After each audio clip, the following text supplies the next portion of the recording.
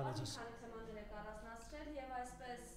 երևի սկսենք հենց այս հարցից։ Մեր ամոթու խայտարակությունը Միքայել Սրբազյանը դատապարտվեց 2 տարի ազատազրկման, մի քանի ժամից էր կայանա Բագրատ Սրբազյանի եւ մյուսների գործով դատական նիստը հերթական։ Խնդրեմ այս մասով ձեր տեսակետը համեցեք։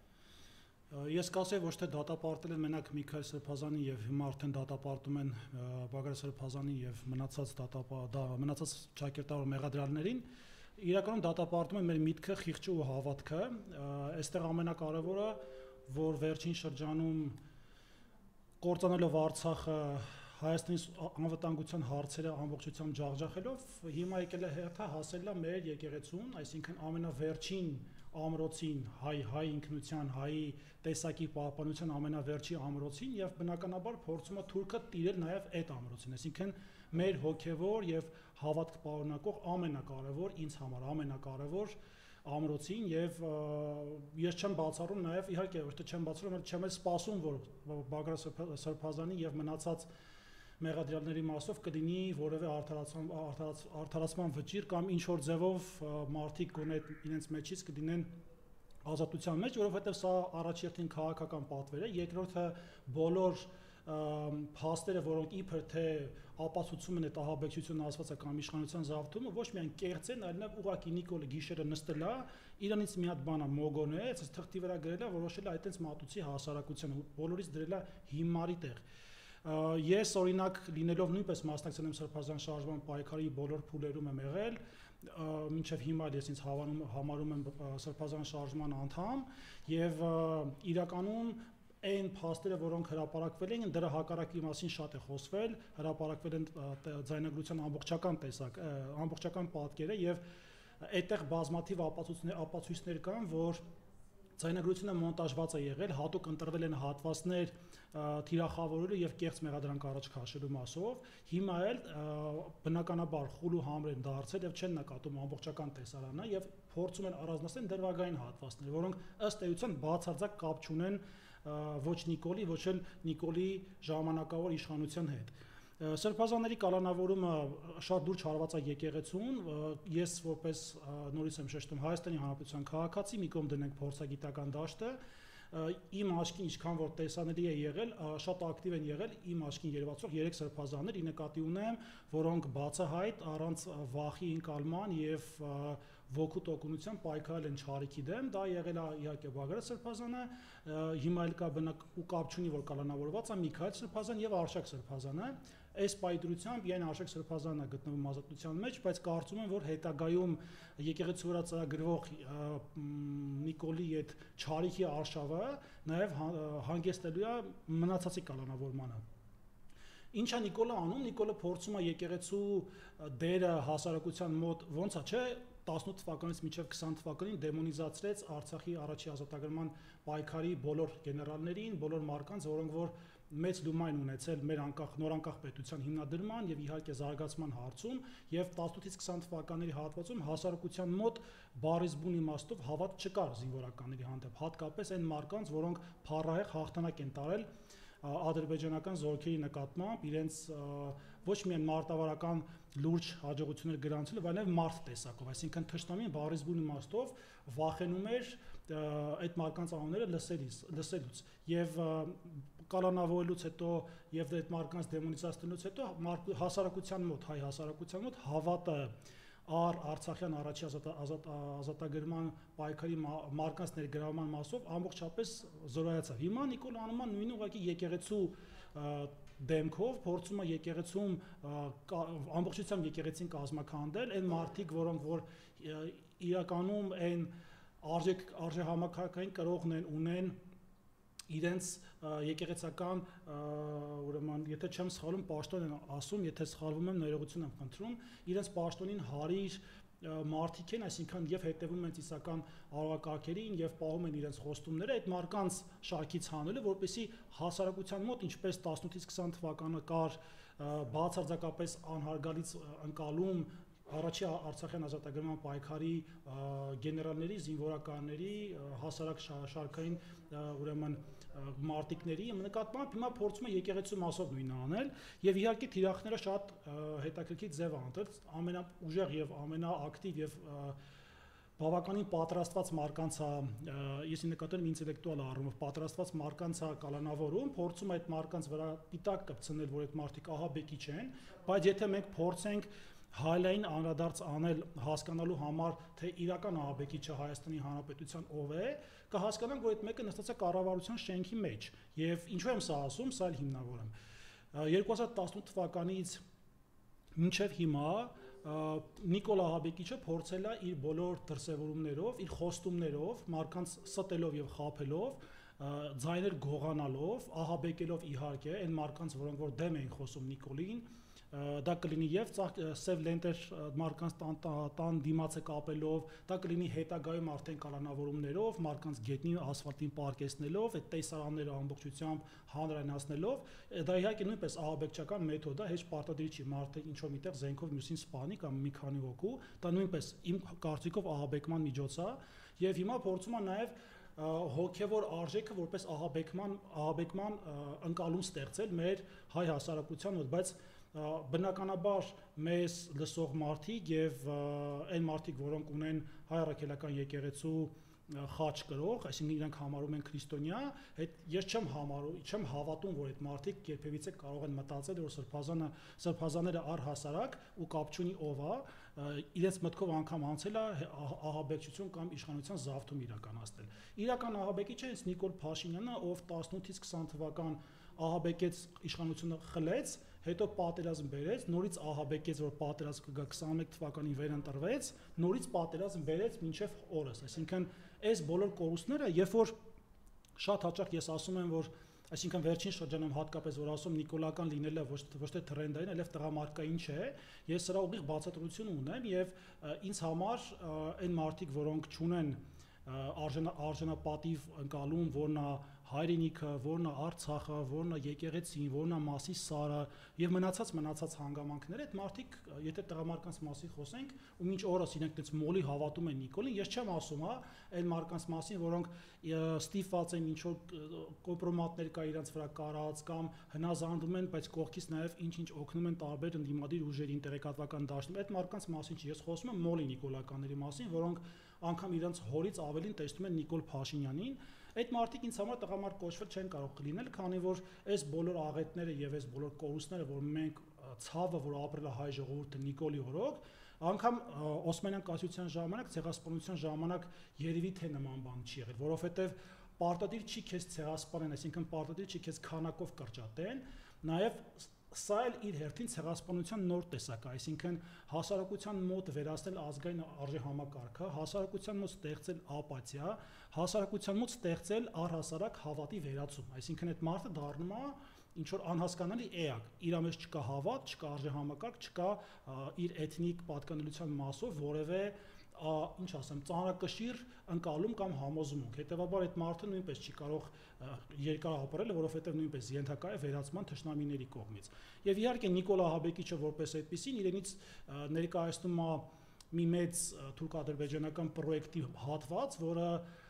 խոսում է, չէ, 4-րդ հանրապետության ձևով, ես մի փոքր շեղվեցի սրբազանների թեմայից, բայց բնականաբար բոլորը իրար հետ կապ ունեն, խոսում է 4-րդ հանրապետության ձևավորման տխմարության մասին, բայց ակնհայտ է, որ 4-րդ հանրապետության հիմնական նպատակը մեր ազգային տեսակի դենացիֆիկացիան, այսինքն ազգային ընկալման քայքայումն է, փչացումն է եւ վերացումն է, որպես ընկալում, ինչը կար մեր դարավոր ստեղծված պատմությամբ, մշակույթի կրոնի նաեւ առումով։ Սրբազանների թեման պետք է միշտ անկախ նրանից, թե ինչ կլինի դատավարությունը Բագրատ Սրբազանի եւ մյուս 17 դատապարտյալների, մեղադիաների ներողություն, ես չեմ դադարելու այդ մարկանց հանդեպ իմ հարգանքը եւ իմ աջակցությունը իրականացնել անկախ կարգավիճակից, այդ ազատության մեջ են թե ոչ, ինձ համար իրականում եկեղեցին թերևս ինձից առավել դիրքերում է գտնվում եւ ինչքան որ զինվորներն են պաշտպանում սահմանները թշնամուց, այնքան մենք որպես հայ քրիստոնյաներ պետք է պաշտպանենք եկեղեցին Նիկոլից, որովհետեւ Նիկոլը հաստատ չի նահանջելու եկեղեցու դեմ արշավանքից, հաստատ հետքար չի անելու իր ծրագրերից, որովհետեւ ինքը էությամբ վրեժխնդիր ռուսերեն բառ կա, որը ավելի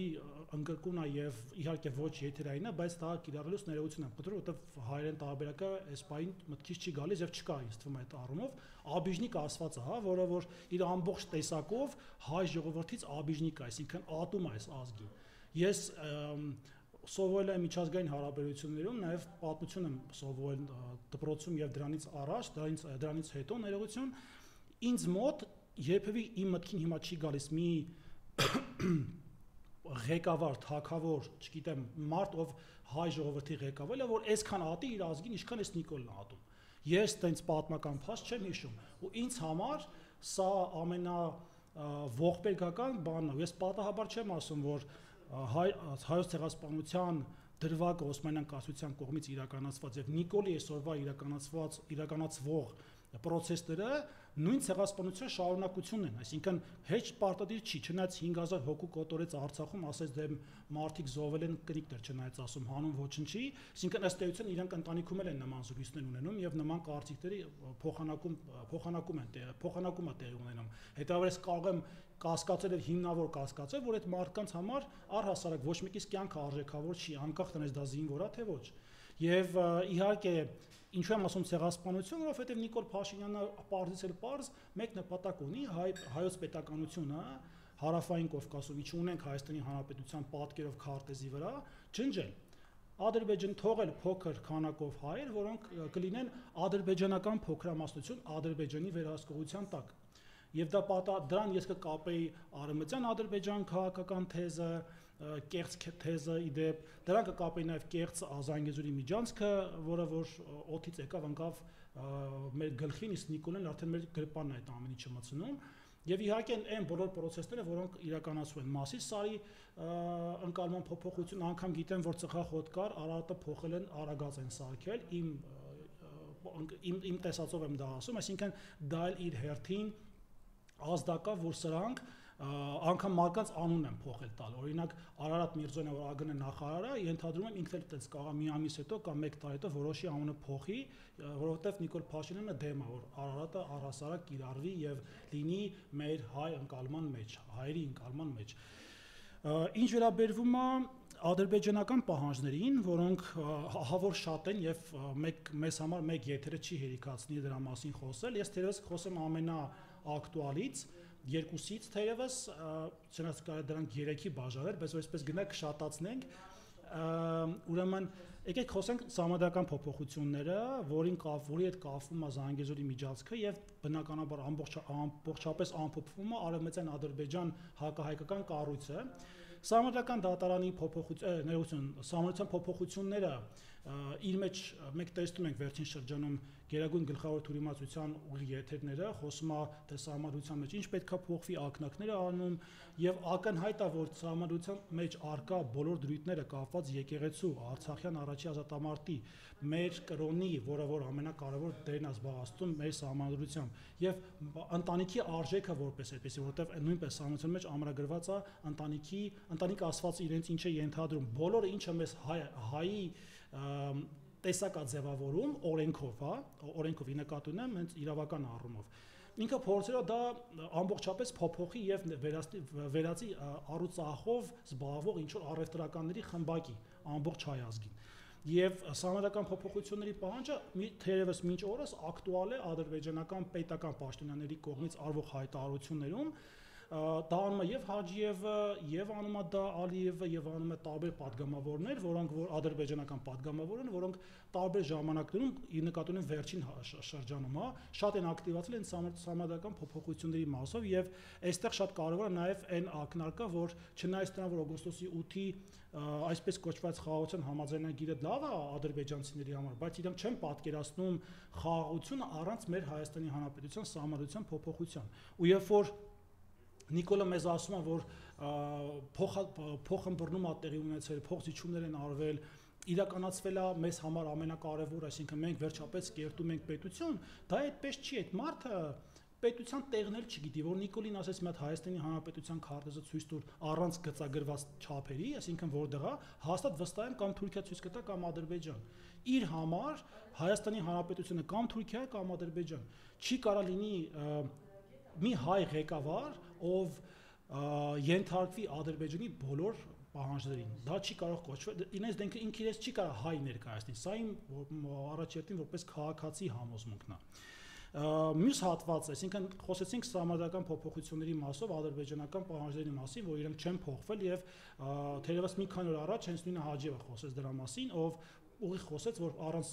Հայաստանի սահմանադրական փոփոխություն չի կարող լինել խաղաղություն։ Մյուս հատվածը կարող անդրադառնանք Զանգեզուրի միջանցք ասվածին։ Զանգեզուրի միջանցքի մասին շատ է խոսվում, քանի 2-3 տարի արդեն բավական ակտուալ է, ձեզ համար նորություն չէ, չեմ խորանա մանրամասների մեջ։ Ես թերևս կխոսեմ, թե Զանգեզուրի միջանցքը ինչ